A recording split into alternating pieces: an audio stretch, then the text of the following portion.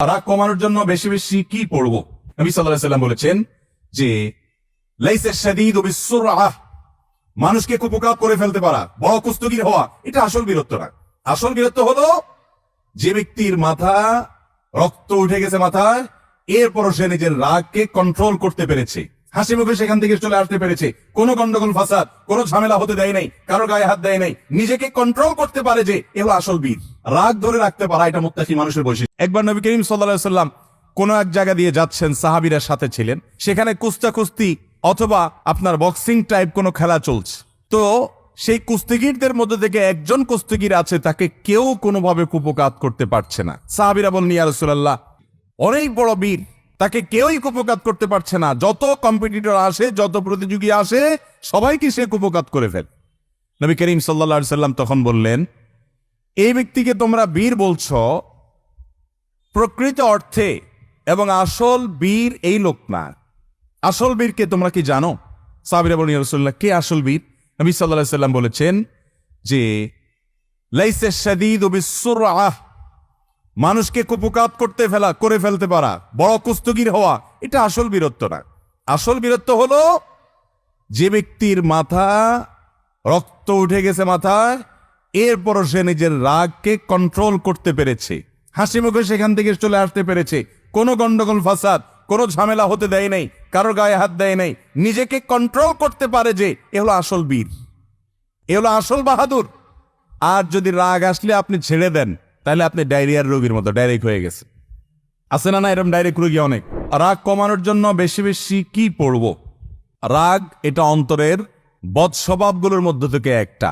রাগ নিয়ন্ত্রণ করার জন্য কিছু এক্সারসাইজ আছে, এক্সারসাইজ গুলো করলে রাগ নিয়ন্ত্রণ হবে ইনশাল্লাহ। নবী করিম সাল্লাল্লাহু আলাইহি সাল্লাম এক ব্যক্তিকে দেখেছেন যে চড়া মেজাজ হয়ে গেছে, তার মারাত্মক রাগ উঠে গেছে।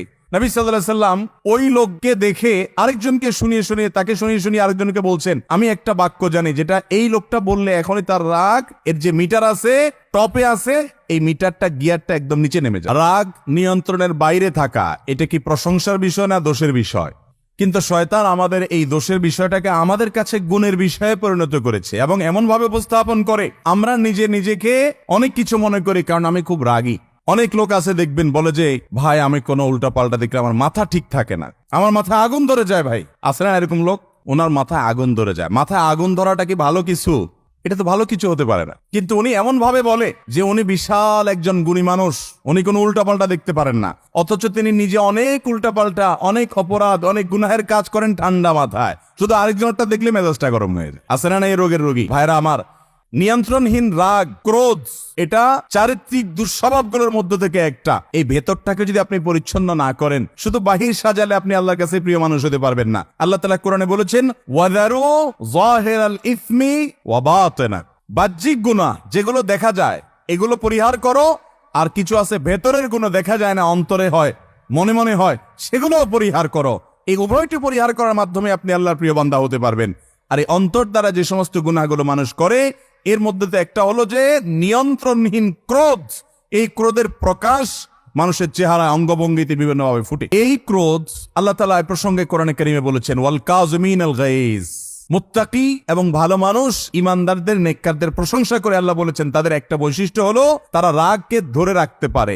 রাগ ধরে রাখতে পারা এটা মুত্তাকি মানুষের বৈশিষ্ট্য। আর রাগ আসার পর চান্দি গরম হয়ে হুটহাট মুখ দিয়ে কিছু বলে ফেললেন, কোন একটা ঘটায় ফেললেন, এরপর আপনার মনে হলেন যে আপনি বীর বাহাদুর, আপনি হলেন সবচেয়ে ভীরু, আপনি হলেন সবচেয়ে খারাপ মানুষগুলোর মধ্যে থেকে একটা, কারণ আপনি রাগকে নিয়ন্ত্রণ করতে পারেন না। মেজাজ গরম হয়ে গেছে, মুখ দিয়ে বলে ফেলস। মেজাজ গরম হয়ে গেছে, ধম করে দিছে বাড়ি। মেজাজ গরম হয়ে গেছে, দিছে বক্সিং, দিছে একটা গালি। এটাকে বলা হয় ডায়রিয়ার রোগীর মতো ডাইরেক্ট। এই লাইন ডাইরেক্ট হওয়া মানুষের সংখ্যা আমাদের সমাজে কম না বেশি? অতএব যদি রাগকে নিয়ন্ত্রণ করতে পারেন আপনি, রাগ থাকা দোষের কিছু নয়, রাগকে নিয়ন্ত্রণ করতে না পারাটা হলো দোষের বিষয়। জায়গা মতো রাগ প্রয়োগ করতে হবে, পরিমাণ মতো, যেখানে যতটুকু দেওয়া যায় সেখানে ততটুকু, অজায়গায় এবং পরিমিত না করে যেমনি সেমনি নিয়ন্ত্রণহীন ভাবে রাগ ছেড়ে দেওয়া, এটা অনেক বড় একটা দোষের বিষয়। ভাইরা আমার, কোরআনে কারীমে আল্লাহ তাআলা যেমন বদমেজাজ কন্ট্রোল করতে বলেছেন, একজন সাহাবী বলছেন, ইয়া রাসূলুল্লাহ আমাকে একটু উপদেশ দেন। নবী করিম সাল্লাল্লাহু আলাইহি সাল্লাম যেহেতু তারই সাহাবী, বুঝতে পারছেন যে লোকটার মধ্যে হয়তো রাগ বেশি আছে, তিনি বলেছেন, লা তাগদাব, রাগ করবা না। উনি বললেন, ইয়া রাসূলুল্লাহ বুঝলাম, এটা আরেকটা করেন। নবী সাল্লাল্লাহু আলাইহি সাল্লাম আবারও বললেন, লা তাগদাব, রাগ করবা না। লোকটা বলল, ইয়া রাসূলুল্লাহ, এটাতে বুঝলাম, আপনি আমাকে আরেকটা উপদেশ করেন। তৃতীয়বারও তিনি বললেন, লা তাগদাব, তুমি রাগ করো না, রাগকে নিয়ন্ত্রণ করো। বর্ণনা নবী করিম সাল্লাল্লাহু আলাইহি সাল্লাম থেকে আরো আসছে, লা তাগদাব ওয়ালাকাল জান্নাহ, রাগ করো না, জান্নাত তোমার। কত বড় একটা বিষয় চিন্তা করেন। অথচ এটাকে আমরা কোরআন হাদিসের আলোকে কোনো ভালো কাজ মন্দ কাজের তালিকায় রাখছি না, যে রাগ নিয়ন্ত্রণ করা ভালো কাজ, আর রাগ যেখানে সেখানে ছেড়ে দেওয়া এটা গুনাহের কাজ। কোনো কোনো ক্ষেত্রে এর ফলে বড় বড় অপরাধ হতে পারে। অতএব ভাইরা আমার, রাগ নিয়ন্ত্রণ করার চেষ্টা করব তো ইনশাআল্লাহ। রাগ নিয়ন্ত্রণ করার জন্য কিছু এক্সারসাইজ আছে, এক্সারসাইজগুলো করলে রাগ নিয়ন্ত্রণ হবে ইনশাআল্লাহ। নাম্বার 1, আউযু বিল্লাহি মিনাশ শাইতানির রাজিম পড়বেন, এটাতে রাগ নিয়ন্ত্রণ হবে। নবী করিম সাল্লাল্লাহু আলাইহি সাল্লাম এক ব্যক্তিকে দেখেছেন যে চড়া মেজাজ হয়ে গেছে, তার মারাত্মক রাগ উঠে গেছে। নবী সাল্লাল্লাহু আলাইহি সাল্লাম ওই লোককে দেখে আরেকজনকে তাকে শুনিয়ে আরেকজনকে বলছেন, আমি একটা বাক্য জানি যেটা এই লোকটা বললে এখনই তার রাগ এর যে মিটার আছে, টপে আছে, এই মিটারটা গিয়ারটা একদম নিচে নেমে যাবে। সেই বাক্যটা হলো আউযু বিল্লাহি মিনাশ শাইতানির রাজিম। দেখেন নবী করিম সাল্লাল্লাহু আলাইহি সাল্লামের ট্রিটমেন্টের, সমাজ সংশোধন করার পদ্ধতি দেখেন। তিনি যদি ওই রাগান্বিত ব্যক্তির কাছে যায় বলতেন, এই ভাই, তোমার রাগ উঠে গেছে মাথায়, তুমি তো এখন উল্টাপাল্টা করে ফেলবা, তোমার গুনাহ হবে, তুমি এক কাজ করো, আউযু বিল্লাহি মিনাশ শাইতানির রাজিম পড়ো, এটা পড়লে তোমার রাগ থেমে যাবে। এটা যদি ওই লোককে নবী করিম সাল্লাল্লাহু আলাইহি সাল্লাম ওই টাইমে গিয়ে বলতেন, রাগের মাথায় সে যদি নবীজির সামনেও বেয়াদবি করে বলতো রাখেন আপনি, তাহলে সাথে সাথে সে বেঈমান হয়ে যাওয়ার আশঙ্কা ছিল কি ছিল না? এই জন্য নবী করিম সাল্লাল্লাহু আলাইহি সাল্লাম তার সঙ্গে কোনো কথা বলেন নাই। তার কানে যেন আওয়াজ যায়, তাকে শুনিয়ে কেমন যেন তিনি অন্যজনের সাথে কথা বলছেন সেইভাবে কথা বলেছেন, তাতে তার কাজও হয়ে গেছে এবং কোনো প্রকার অসুবিধাও হয় নাই। এটা হলো সমাজ এবং ব্যক্তিকে সংশোধন করার নবী করিম সাল্লাল্লাহু আলাইহি সাল্লামের কৌশল এবং পদ্ধতি। আজকাল কয়জন আমরা এভাবে খেয়াল করি? ভাইরা আমার, আল্লাহ কোরআনে বলেছেন, ইম্মা ইয়ানযাগান্নাকা মিনাশ শাইতানির নাযগুন ফাসতাইজ বিল্লাহি মিনাশ শাইতানির রাজিম। মানুষের মধ্যে রাগ এটা শয়তান সৃষ্টি করে, যাতে করে নিয়ন্ত্রণহীন রাগ না করি, সেজন্য আল্লাহর কাছে শয়তান থেকে পানা চাওয়া হলো 1 নম্বরের আমল। মাথা খুব গরম হয়ে গেছে, একটু কষ্ট করে আউযু বিল্লাহি মিনাশ শাইতানির রাজিম পড়তে থাকেন, দেখবেন রাগ কমে গেছে। বাচ্চারা যদি বদমেজাজি হয়, আজকাল দেখবেন অনেক বাপ মা বাচ্চার তারিফ করে, বলে যে আমার ছেলেটা অনেক রাগী, চুন থেকে নুন খসলে ভাঙচুর শুরু করে দেয়। বাপ মা এটা নিয়ে খুব প্রাউড ফিল করে, মনে হয় যে উনি খুব খুশি যে ওনার বাচ্চা অনেক রাগী, মানে হলো অনেক ব্রেনি মেধাবী হবে মনে হয়। আসলে তো বাচ্চা রাগী না, ওটা তো রোগী। গেমস ইত্যাদি দেখতে, কার্টুন ইত্যাদি দেখতে এমন ক্রেজি হয়েছে।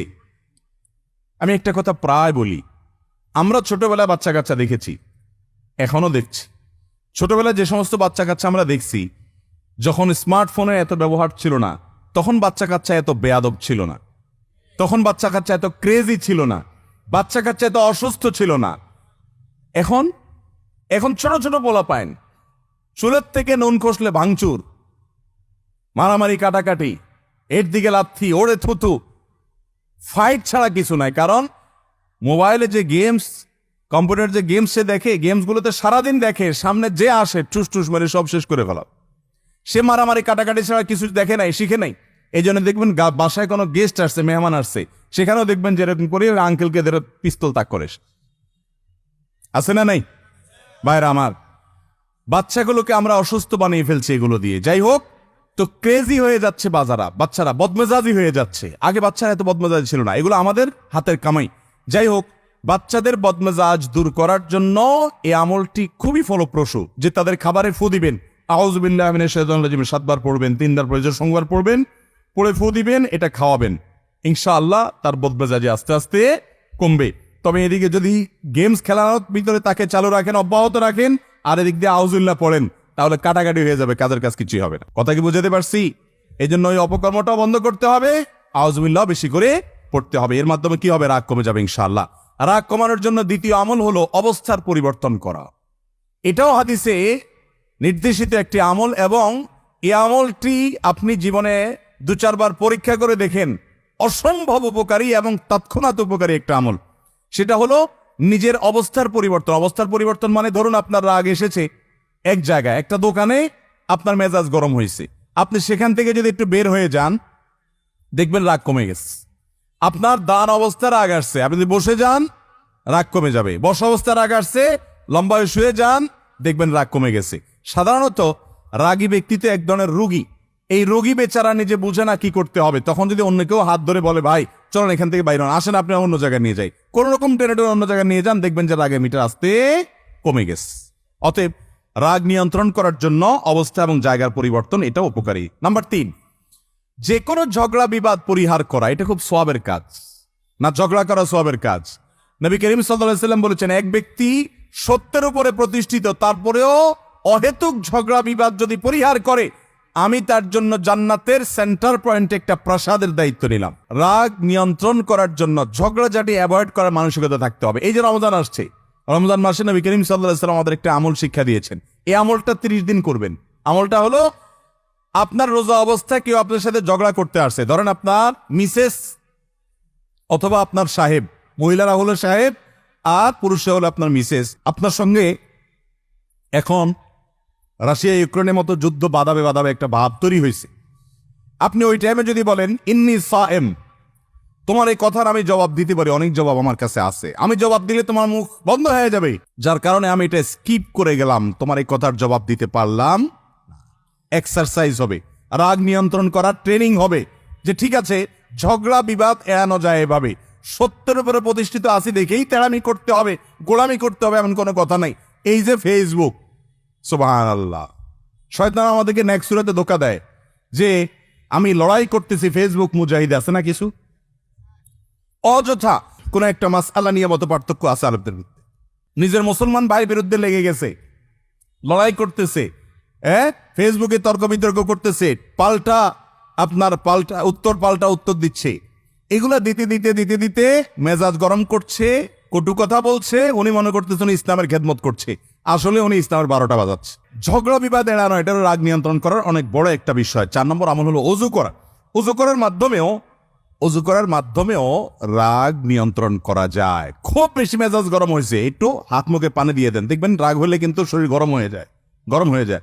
অজু করেন, দেখবেন ইনশাআল্লাহ রাগ কমে যাবে। 5 নম্বর হলো রাগ নিয়ন্ত্রণের উপকারিতাগুলো চিন্তা করবেন, আর রাগ নিয়ন্ত্রণ না করার পরিণতি চিন্তা করবেন। জীবনে যতবার মুখটা ছোট হয়েছে, প্রত্যেকে যারটা হিসাব করে দেখেন, জীবনে যত জায়গায় আপনার মুখ ছোট হয়েছে, আপনার যত জায়গায় বেইজ্জত হয়েছেন, তত জায়গায় দেখবেন অনিয়ন্ত্রিত রাগ, অজাগায় রাগ করে আপনি পরবর্তীতে শরম পাইছেন, লজ্জা পাইছেন, মুখটা ছোট হয়েছে। একটা কথা আছে না বাংলায়, রেগে গেলেন তো জিতে গেলেন না হেরে গেলেন? রাগ করে মানুষ জিতে না হারে।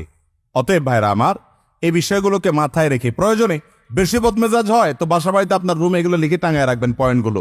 রাগ নিয়ন্ত্রণের উপকারিতা, রাগ নিয়ন্ত্রণের উপায় অফিসে আপনার ডেস্কের সামনে রেখে দিবেন। যদি খুব বেশি তেড়া কিসিমের মানুষ হন, আপনি বদমেজাজের মানুষ হন, বারবার দেখতে আপনার ব্রেইনে একটা সেট আপ হবে যে না, আমার রাগকে নিয়ন্ত্রণ করতে হবে। আল্লাহ তাআলা আমাদের সবাইকে বেঁচে থাকার তৌফিক দান করুন।